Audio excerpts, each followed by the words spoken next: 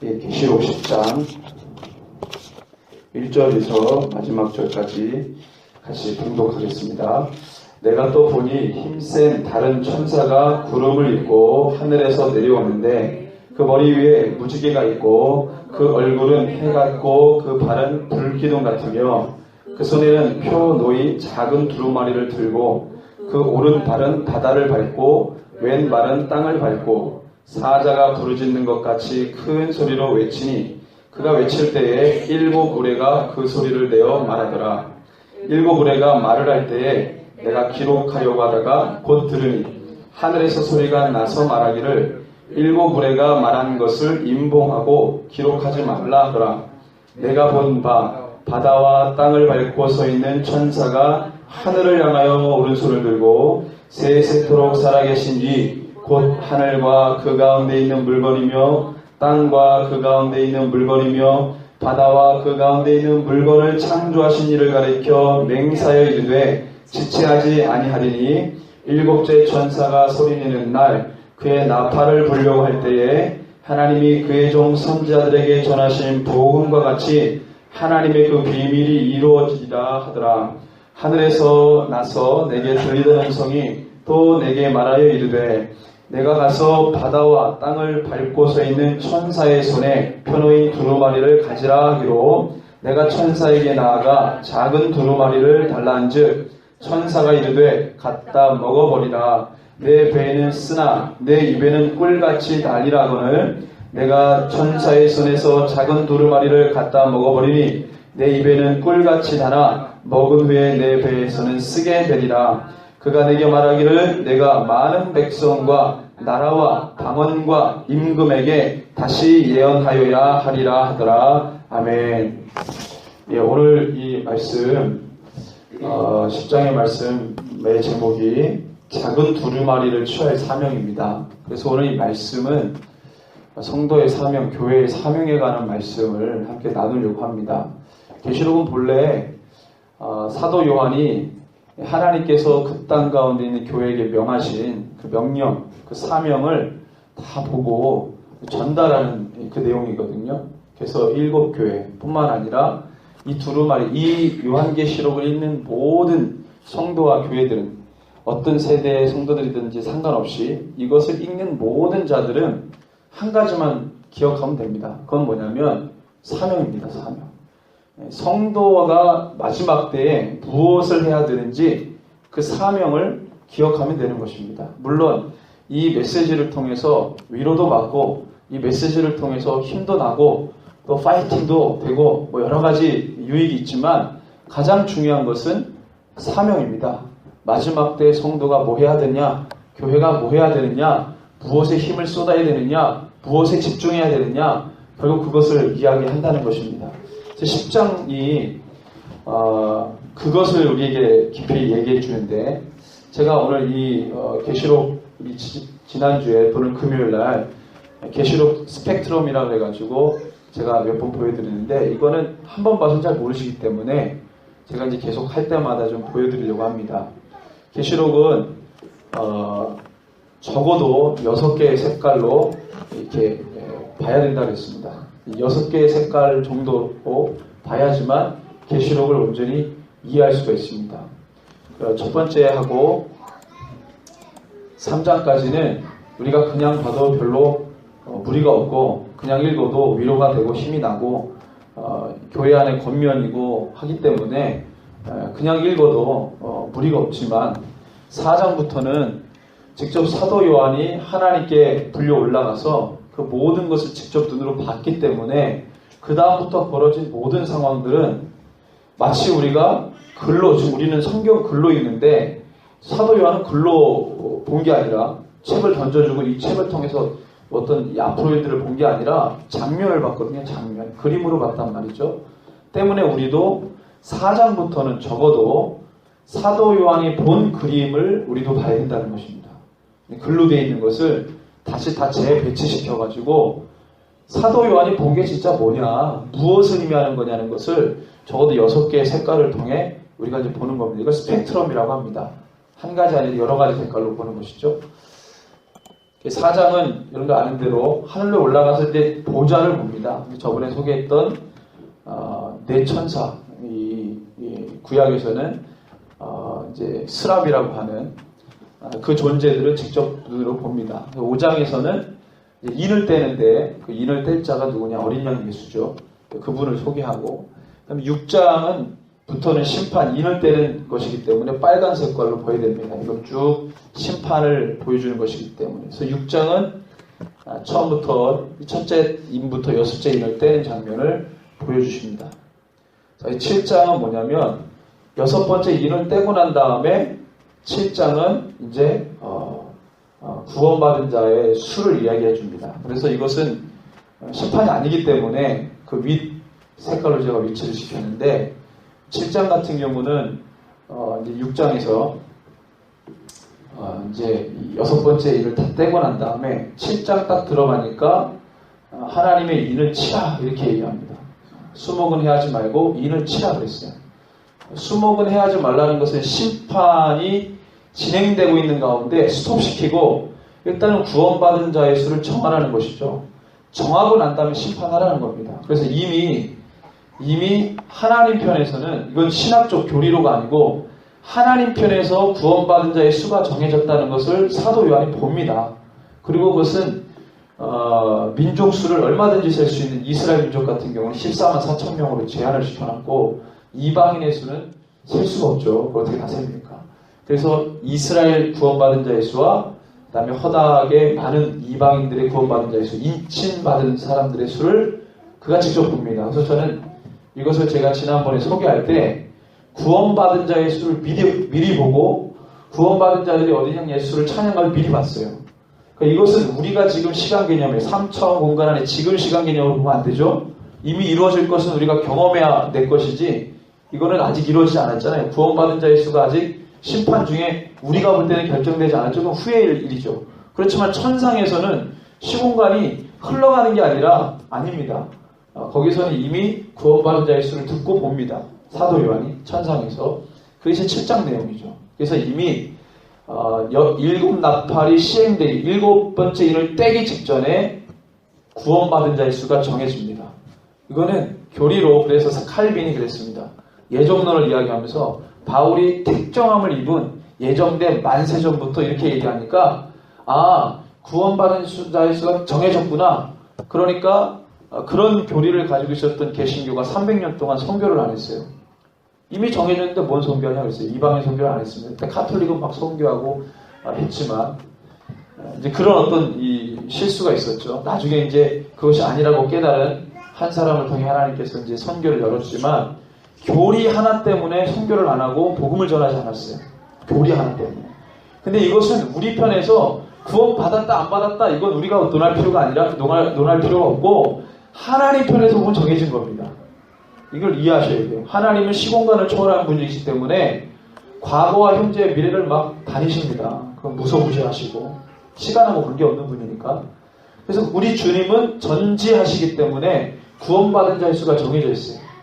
근데 하나님 편에서 보면은 그것은 우리가 얼마든지 생각할 수 있지만 우리 편에서 정해졌기 때문에 뭐 하지 않고 그냥 그거는 이제 말이 안 되는 것이죠. 어쨌든 간에 7장이 구원받은 자의 수를 정해줬습니다. 그리고 정해지니까 이제 일곱 번째 인을 땜과 동시에 일곱 개 나팔이 주어집니다. 그래서 8장은 첫째 날밤부터 넷째 나팔까지 얘기했고, 9장은 다섯째, 여섯째인데 이게 9장 들어가기 전에 8장 맨 마지막에 세 가지 화가 있다고 했어요. 세 가지 불행, 헬라어 언어로 보면 불행, 어려움 이렇게 표현하는데, 세 가지 어려움, 큰 화가 있다. 세 가지 화. 그래서 다섯 번째 나팔이 첫 번째 화, 여섯 번째 나팔이 두 번째 화, 세 번째 화가 바로 일곱 번째 나팔이면서 일곱 대재앙이 나옵니다.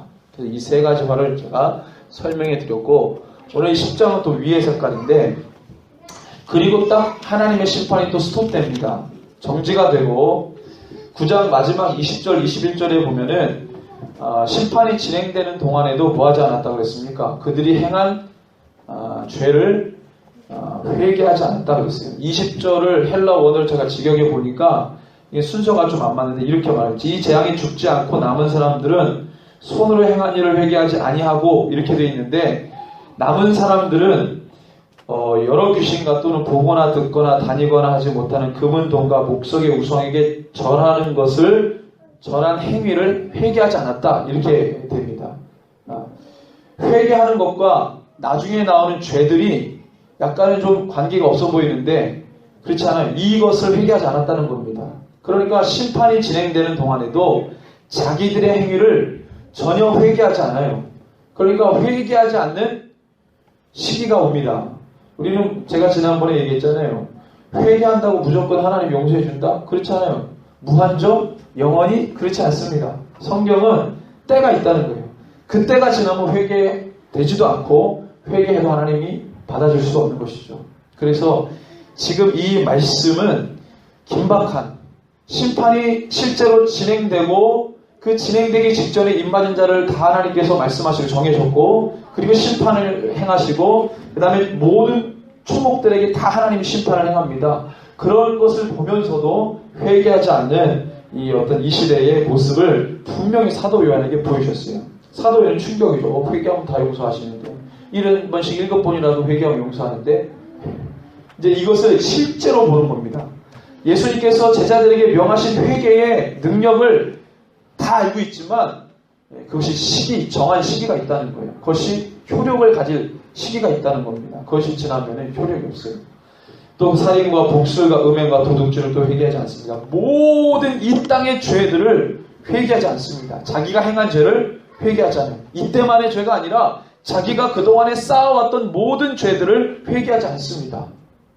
한번 생각해 보세요. 회개를 전혀 안 한 사람은 전혀 안 합니다. 뭐가 일어나도 안 합니다. 세상 정서가 그렇게 흘러가요. 회개를 못하도록 사람들의 마음을 다 와해시켜요. 주님께로 돌아가지 않게 합니다. 그쯤 되면은 회개라는 것도 잃어버리고 살아요. 그게 뭐게 중요한가?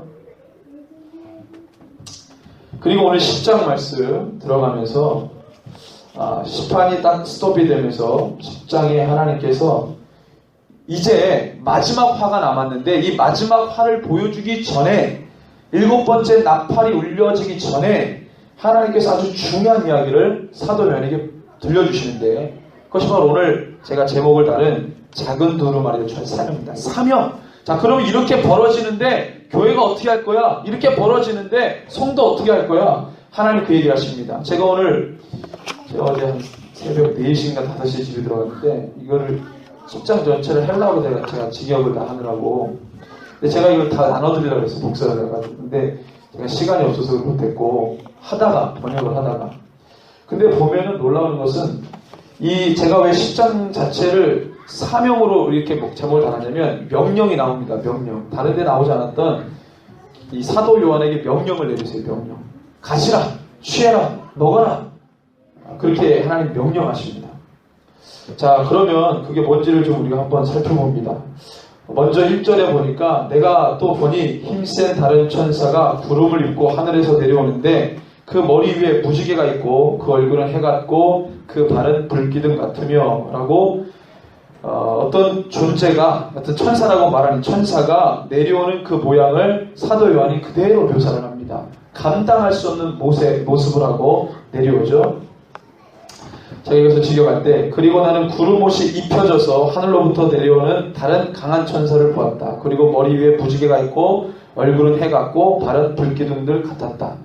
이 단어들 하나하나가 헬라어로 다 쓰여졌는데, 이건 자기가 본 그대로 썼기 때문에 그 단어를 쓴 거예요. 예를 들면은 어떤 걸 봤는데 내가 지금 쓰고 있는 단어에 없어요. 그럴 수 있잖아요. 천상의 존재들을 봤어요. 성경에 보면 생물이라는 단어가 있는데, 생물. 그것은 뭐냐면 도대체 어떤 단어로도 규정이 안 되는 존재를 본 거예요. 그러니까 그런 비슷한 단어를 쓴 겁니다. 이해하시죠? 근데 지금 여기를 보면은요, 제가 헬라어 단어를 보면은 모호한 단어를 쓰지 않았고, 자기가 본 그걸 그대로 자기가 알고 있는, 쓰고 있는 단어를 쓴 겁니다. 이걸 본 거예요, 지금. 그러니까 그 모습이 얼굴에는 무지개 같고, 머리에 무지개가 있고, 얼굴은 해 같고, 그 발은 불기둥 같은 거예요.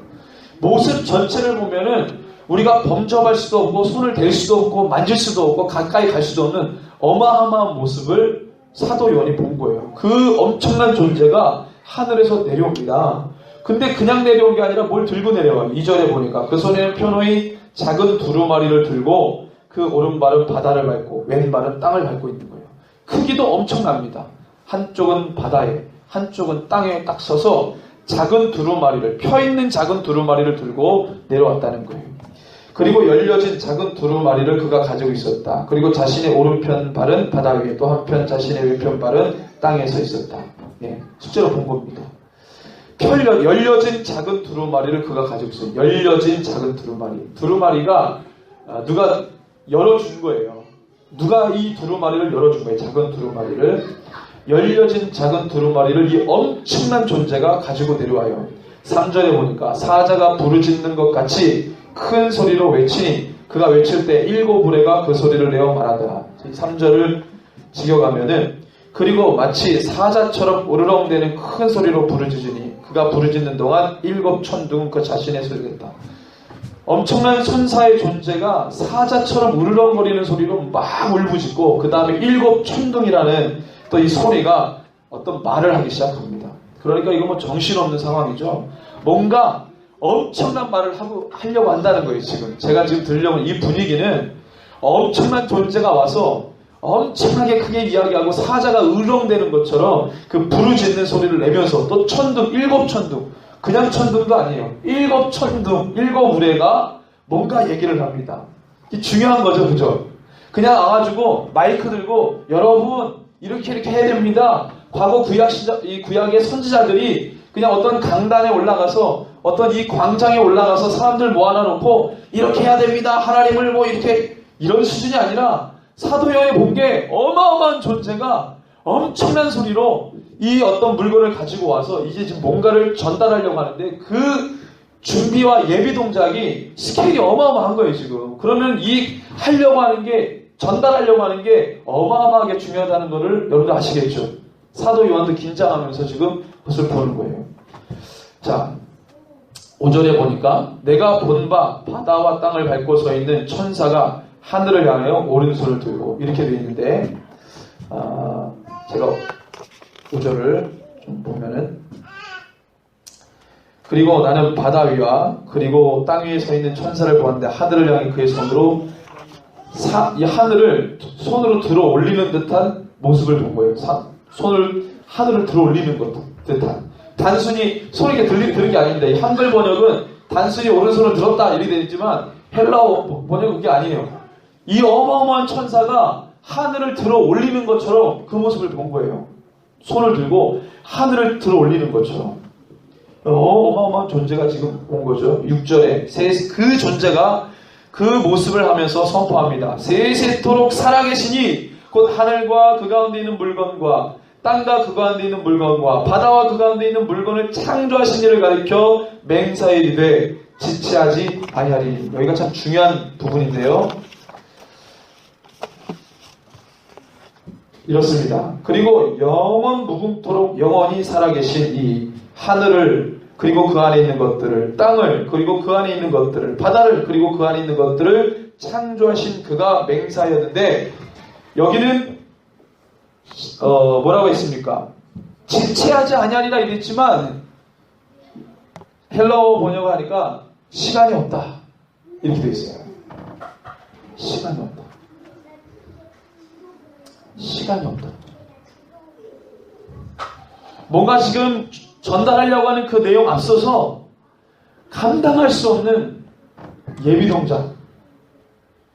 이게 뭐 우리가 어떤 시상식에 상 하나 받으려면은 순서가 복잡하잖아요. 그냥 뭐 여러 가지 순서들이 막 있는데 뭐 그런 것처럼 뭔가 하나를 전달하려고 하는데 엄청난 순서들이 지금 사도 요한 앞에 벌어지는 거예요. 이게 얼마나 중요하길래, 얼마나 이것이 중요하길래 시간이 없다는 거예요. 시간이 없다. 지체하지 않는다라는 완곡한 표현이 아니고 아주 직설적인 표현으로 시간이 없다 그러는 거예요. 시간이 없다. 2000년 전에 하나님이 사도 요한에게 이것을 건네면서 시간을 지체하지 않는다 뭐 이런 표현이 아니라 시간이 없다는 시간이 없다. 시간이 없다. 그것을 맹세했다는 거예요. 야, 시간이 없어 라고 맹세했다는 거예요. 그 시간이 없는 겁니다. 무한정 있는 게 아니에요. 시간이 없어요, 지금.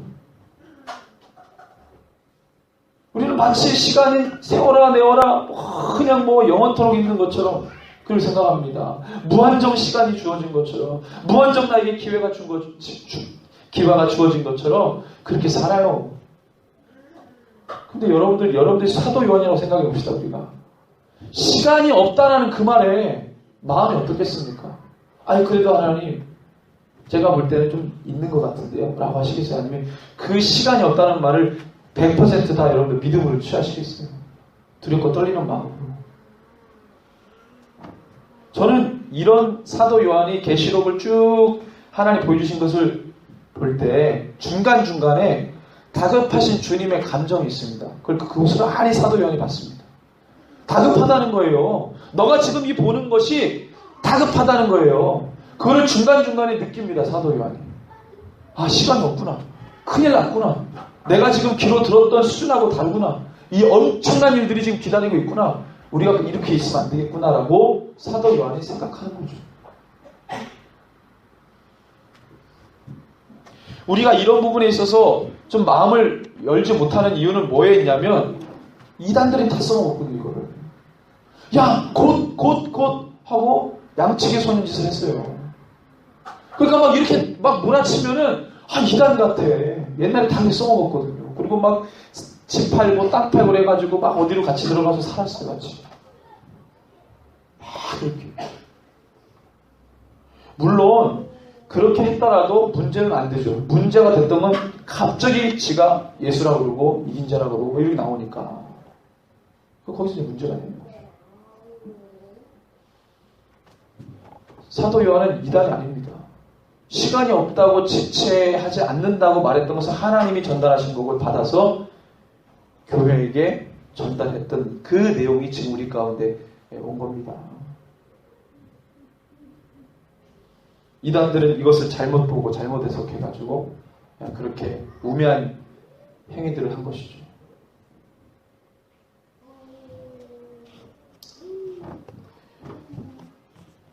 자, 7절에 우리 7절을 중요한데요. 같이 한번 읽습니다. 일곱째 천사가 소리내는 날 그의 나팔을 불려고 할 때에 하나님이 그의 종 선지자들에게 전하신 복음과 같이 하나님의 그 비밀이 이루어지리라 하더라. 이거는 뭐 헬라어 중역에도 대동소이합니다. 내용이 거의 비슷한데 제가 한번 읽어드립니다. 그러나 일곱째 천사의 소리 날에 그가 나팔을 불려고 할 때 불었습니까? 안 불었습니까? 아직 불진 않았죠. 불려고 할 때에 그 자신의 종들인 선지자들의 복음처럼 구약에도 복음이 있다는 거예요. 구약의 복음은 뭡니까? 물론 성경 전체가 다 예수 그리스도를 이야기하고 하지만 역시 구약에 우리 사세기에 보면 구약의 복음이라는 것은 하나님께서 그 민족과 그 사람과 어떤 하나님의 뜻들을 그대로 전달했던 게 다 복음이었어요. 결국에는 뭡니까? 하나님께로 돌아와라 이 얘기였거든요. 그게 다 복음이었어요. 그리고 하나님께서 이 메시아 초림뿐만 아니라 재림 메시아까지도 하나님께서 모든 선지자들에게 다 말씀하신 그 복음, 하여튼 하나님께서 뜻하신 바 내려주신 모든 복음, 모든 메시지들을 복음이라고 할 때에 그 복음을 들었던 선지자들이 어떻게 합니까? 선지자의 복음처럼 하나님의 비밀이 성취되어야 한다. 이게 단어 순서가 중요한데 선지자들이 선언했던 선지자들의 복음처럼 하나님의 비밀이 성취된다. 그러면 선지자들의 복음과 하나님의 비밀이 똑같은 내용입니까? 다른 내용입니까? 똑같은 내용이라고 지금 말하는 겁니다. 그럼 우리의 역사가 이미 지나왔던 과거를 우리가 되돌아보려고 하는 이유는 뭐냐면 거기에 하나님의 뜻을 다 보여줬기 때문에 앞으로 나아갈 모든 그림도 거의 다르지 않습니다. 그래서 교회 역사를 보는 거고 성경을 우리가 봐야 되는 이유는 거기에 하나님이 이미 보여주신 뜻들이 다 있기 때문에 하나님의 흔적과 하나님의 행동과 하나님의 동선이 거기 다 있기 때문에 그걸 보라는 거예요. 거기에서 비밀이 열려지는 것을 우리가 경험합니다. 근데 사람들이 그걸 안 하는 거, 안 보는 거예요. 안 보니까 안 보이죠. 주님이 무엇을 어떻게 하실지 이 의심의 눈초리로 이렇게 보면서 거기 신뢰하지 않습니다. 과거에 하나님 어떻게 하셨는지 보면은 앞으로도 이렇게 하시겠다. 거의 우리 주님은 똑같이 하시거든요. 근데도 우리는 실수를 많이 합니다. 선지자들의 복음처럼 하나님의 비밀이 성취된다는 거예요. 그때와 같이 앞으로도 똑같이 성취될 거다. 하나님의 비밀이. 하나님의 비밀 그러면은 무슨 또 다른 비밀이 있나? 아니에요. 선지자들의 복음처럼 하나님의 비밀 받으려고 또 10시간 기도할 필요가 없어요. 기도원 들어가서 막 금식할 필요가 없어요. 하나님 비밀이 뭡니까? 비밀을 보여주세요. 막 큐티하면서 그런 사람도 있죠. 비밀이 뭡니까? 보여달라고 막 성경 뒤적거리고. 아니 이제 성경 자체가 여기 기록된 게 다 비밀이 이걸 열어주셨다는 게 이제 구약에 하나님께서 그렇게 선지자를 통해 말씀하셨던 걸 복음이라고 말하는 그 복음처럼 하나님의 비밀이. 그래서 이 단어 이 순서도 굉장히 중요합니다. 자, 해석을 해보니까 무엇에 강조를 두는지 그게 중요하거든요. 무엇에 강조를 두는지. 자, 8절에서 11절은 자, 이렇게 아주 중요하니 이제 너는 이제 사명을 전달하는 겁니다. 사명이 중요하다는 걸 쭉 설명을 했고 그 다음에 이제 뭡니까? 8절에서 11절 이제 수요식 하는 거예요. 이렇게 중요한 이렇게 무게감이 있는 이 복음과 하나님의 비밀을 이제 너가 취해야 된다. 이 얘기를 지금 8절에서 11절에 하고 있습니다. 우리 한번 쭉 한번 8절에서 11절 한번 읽어보죠. 하늘에서 나서 내게 들리던 음성이 또 내게 말하 이르되 너가 가서 바다와 땅을 밟고 서 있는 천사의 손에 편의 두루마리를 가지라 하기로 내가 천사에게 나아가 작은 두루마리를 달라한즉 천사가 이르되 갖다 먹어버리라. 내 배에는 쓰나 내 입에는 꿀같이 달리라 하거늘 내가 천사의 손에서 작은 두루마리를 갖다 먹어버리니 내 입에는 꿀같이 달아 먹은 후에 내 배에서는 쓰게 되리라. 그가 내게 말하기를 너가 많은 백성과 나라와 방언과 임금에게 다시 예언하여야 하리라 하더라. 아멘. 자, 성경이 너무 고마운 것은 성경을 보고 궁금증이 더 많아진다. 이거 성경 제대로 안 보신 거예요. 성경은 모든 문제를 이야기해놓고 답을 다 달아줘요. 비유로 얘기했다면 비유도 다 풀어주고 뭐 상징으로 얘기했다면 상징도 다 풀어줘요. 근데 상징 아닌데 본인들이 상징을 해놓고 막 본인들이 풀려고 한다는 건 문제지만 성경은 문제도 얘기해주고 답도 다 달아줘요. 그러니까 성경 보고 의구심이 더 많아진다. 이건 성경을 잘못 보신 거예요. 보십시오. 오늘 보면은 작은 두루마리를 먹으라 그랬어요. 이 작은 두루마리를 먹는 행위가 뭐냐? 이 답이 11절입니다. 답을 다 달아주는 거예요. 결국에는 사도 요한아 너가 이걸 먹어라. 입에서는 달지만 속에서는 쓰다. 이게 뭐냐면 이걸 에스겔한테도 에스겔도 경험한 거예요. 똑같이 경험합니다. 그러니까 이게 시간상 갭이 있지만 차이가 있지만 이미 하나님께서 먼저 보내신 선지자들이 경험한 거예요. 그래서 에스겔을 보니까 뭐냐면 입에서 다는데 속에서 쓰다는 게 뭐냐면 이게 하나님의 말씀이라서 참 달고 오묘한데 들어가서 이게 역사가 되면은 고난과 고통이 따릅니다. 그걸 얘기해 주는 거였거든요. 에스겔서를 보니까. 근데 그대로 대입해가지고 사도행에 보니까 상황도 똑같죠. 똑같아요. 근데 에스겔서 말씀 이 3장에 보면은 똑같이 나옵니다. 똑같이 나와요. 너 입에서는 달지만 배에서는 쓰다. 이걸 먹으라고 했어요. 자, 이 작은 두루마리를 천사의 손에서 취해라 그래요. 취해라. 주세요. 이렇게 부탁해가지고 받은 게 아닙니다. 원어에 보니까 너가 그 천사의 손에서, 이 천사 누구죠? 1절의 그 천사예요. 감히 손도 대지 못하고 감당할 수도 없고 범접할 수도 없는 그 천사에게 가가지고 당당하게 뭐 하라는 거예요? 손에 있는 두루마리를 취해라. 취해라. 근데 이게 성도의 사명입니다. 본래 이 교회의 사명이 이 정도예요. 이 정도. 하나님의 말씀, 사명의 말씀을 취할 때는 담대해지고 당당해야 돼요. 삐쭉삐쭉하면 안 돼요. 이게 맞는지 저게 맞는지 가늠할 시간이 없어요. 하나님 말씀 다 진리인데 이게 진리인지 아닌지를 확인할 시간이 어디 있어요. 하나님 말씀 진리다라고 다 취하는 거죠. 취하는 너는 가라. 너는 가서 너는 취해라. 이렇게 명령합니다. 먹어라. 가서 취해라. 가라. 명령하세요. 사명입니다. 해도 되고 안 해도 되는 선택사항이 아니에요. 이거는 사명이에요. 반드시 해야 되는 겁니다. 반드시. 여러분들 이 내 생명을 걸고 하는 거예요. 사명의 명자가 목숨 명자잖아요. 내 생명 걸고 하는 거예요. 내 인생을 걸고 하는 거예요. 하나님의 사명 감당하는 것은. 그것을 지금 이야기하고 있어요. 그래서 어떻게 그걸 취해가지고 11절에 이렇게 하라는 거예요. 너가 많은 백성과 나라와 방언과 임금에게 다시 예언해라. 말씀 선포해라. 이 예언의 말은 뭐예요? 하나님이 주신 말을 지금 여태까지 줬던 말을 선포하라는 거예요. 구약의 예언. 여러분 지금 예언자들은 다 거짓 예언자인데 구약의 예언자 이걸 신학자들도 분간을 못해요. 경계를 지어줘야 이게 우리가 이해를 잘할 텐데 경계를 딱 잘라주지 않는 거죠. 근데 구약의 예언들 보십시오. 예언은 사전적인 의미로 뭡니까? 앞일을 이야기하는 거예요. 앞일이 어떻게 되는지 그걸 예언입니다.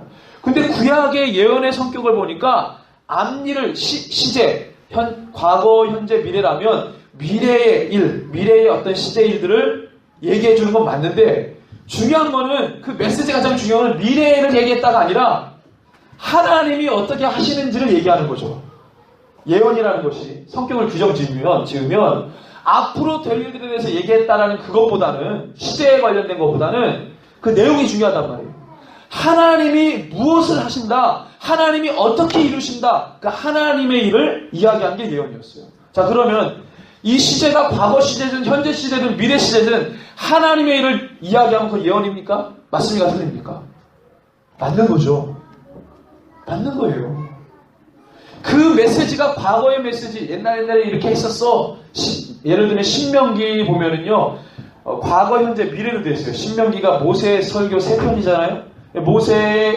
모세가 과거에 우리 애들이 이렇게 했었어. 하나님이 이렇게 우리를 인도했었어. 하나님 지금 우리를 이렇게 인도하셔. 앞으로 가나안 땅에 들어가면 이렇게 인도하실 거야. 라는 얘기, 모세의 설교 3편이 과거, 현재, 미래로 되어 있어요. 그 신명기 말씀이거든요. 그 말씀을 다 나중에 예언자들이 야, 하나님이 그 옛적의 신명기의 말씀에 너희 이렇게 하라고 했잖아. 이렇게 선포했다. 그럼 이거 예언입니까? 아닙니까?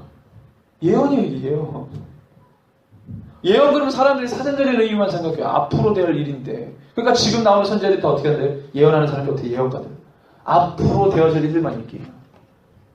중요한 건 앞으로 되어질 시제가 중요한 게 아니라 하나님의 일이 중요한데. 그러니까 사단이 그걸 교명이 어떻게 하냐면 하나님의 일이 아닌 다른 것을 앞일 예언한다고 예언하게 해서 예언가라고 말합니다. 그건 예언가 아니에요. 성경에 그랬던 적이 없어요. 하나님의 일이 하나님 그런 모델을 보여준 적이 없는 것들을 막 예언해요. 그 예언이래. 그 사람들이 다 그걸 빠져요. 성경을 보고 우리가 아는 거예요. 아, 저거는 하나님 우리에게 보여주신 적이 없는 건데 어떤 역사의 패턴 속에서도 한 번도 검증이 되지 않았고 한 번도 이루어지지 않았던 일인데 근데 하나님의 일이라고 막 예언합니다. 그건 예언이 아니에요. 그래서 오늘 이 말씀, 이 사도 요한에게 예언해라 이 말은 뭐냐면 여태까지 준 이 말들을 선포하라는 겁니다. 사명 감당하라는 거예요. 근데 이 11절의 내용을 하지 않잖아요. 사도 요한이 본 모든 이 말씀을 많은 백성과 나라와 방언과 임금에게 다시 선포해야 되는데 지금 하지 않잖아요. 교회가 이 사명 감당하지 않잖아요. 주저하잖아요. 덮어놨잖아요. 성경 이 계시록 곳곳에는 하나님의 일을 선포하고 나타내고 드러내고 계시하라고 우리 가운데 그렇게 말씀하시는데 권면하시는데 그거 다 닫아놨어. 필요할 때 꺼내보는 무슨 참고서도 아니고 날 필요할 때만 꺼내서 보는 참고서. 성경은 진리의 책입니다. 늘 우리가 그래서 유대인들이 이스라엘 가니까 유대인들이 그 통곡의 벽에서 막 기도를 해요. 근데 이 랍비들이 보면은요 머리에다가 뭐 이렇게 둘러요. 손에도 두르고 손목에도 두르고 이렇게 보면서 기도해요. 이게 성경 말씀을 이 머리에도 두르고 이걸 히브리어로 뭐라 그러는데 손에도 두르고 그래가지고 그 말씀 그대로 그걸 도구를 만들어가지고 말씀을 온몸에다 감고 다녀요. 수준이 그래요. 수준이 그래요. 마치 오늘날 우리가 성경책을 늘 들고 다니거든요. 지하철 갈 때도 보고 버스 갈 때도 보고 똑같은 거 아니겠어요? 주야로 말씀을 묵상해라. 여호수아에게 주야로 주야. 하나님의 말씀 기억하고 생각하고 거기에 생명이 있기 때문에 거기에 생명이 있기 때문에 여러분들 이 마지막 때 사명 뭡니까? 진리의 말씀을 지키고 뿐만 아니라 그걸 선포하는 거죠. 그런데 이제 박원순이가 막 이 법을 발의해가지고요. 이거 막 여러분들 이제 설교도 가려서 해야 돼. 이제 설교도 안 그러면 벌금 물거나 아니면 돈 없으면은 구속돼요 이제. 근데 어떻게 우리가 설교를 가려서 합니까? 죄는 죄죠. 만약에 계시록 설교하는데 귀신과 보거나 듣거나 다니거나 뭐 얘기하고 뭐 살인과 복술과 음행과 뭐 할 때 음행 얘기하면서 뭐 동성애 내가 벌금 무는데 그러고 이렇게 하고 하면 안 되겠어요. 그런 시절이 온다니까요. 타협하고 배도하고 지금 우리 미혹돼 있습니다. 이미 미혹돼 있어요. 우리는 날마다 배도합니다. 그게 크고 작아서 크고 작은 게 문제지. 작은 배도들을 많이 하죠. 타협하고.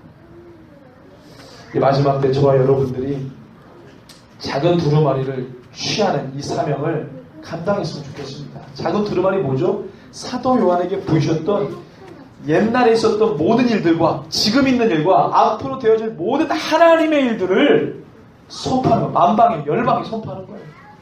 오늘 우리 선교사님 오셨는데 북인도 가셔서 선포하시는 거죠. 그 사명을 하는 거예요. 그게 그냥 내가 그냥 뭐 기도하다가 하나님 은혜 받아가지고 선교사로 이렇게 하고 아니면 목사로 뭐 이렇게 하고 뭐 여러 가지 모습으로 해가지고 이게 아니고 예수 믿는 모든 자들은 이 사명 감당하는 거예요. 이거 선택사항이 아닙니다. 그냥 누구하고 앉아 있어도 이 말씀 전하는 거예요. 교제를 해도 정말 예전에 여기 지역에 있는 목사님들하고 교제하는데 막 핸드폰 얘기하고 막 교회 이거 얘기하는데 막 좀 답답해가지고 모일 때 엉뚱한 얘기하는 거예요. 다른 교회에서 공사해주고 그럴 때가 아닌데 그래서 사람 마음을 얻는 거예요. 사람 마음을 그렇게 훔쳐가는 거예요. 사람 마음 얻기 쉽습니다. 요즘 마지막 때 예신 보니까 사람 마음을 얻으려고 하지 않아요. 얻으려고 주님의 믿음으로 주님의 마음을 사는 건 돼도 엉뚱한 짓 하면서 사람들의 마음 얻으려고 하지 마라. 마지막 때 되면은 복음 때문에 다 깨지는데 복음 때문에 사랑이 없어서 깨지는 게 아니고 우리가 지금 죄된 세상을 살잖아요. 죄된 세상을. 내가 운전 잘해도 방어 운전을 해도 술 취한 놈이 와가지고 받아버리면 사고 나는 거예요. 내가 아무리 신앙생활을 잘하려고 해도 이게 지금 죄악된 세상이기 때문에 우리 날마다 회개해야 됩니다. 그런 시대를 살고 있잖아요. 저 여러분들이 마지막 때 이 사명, 복음을 취하고 이 두루마리 이걸 취해서 이것을 감당하는 저 여러분들 됐으면 좋겠습니다. 이 시간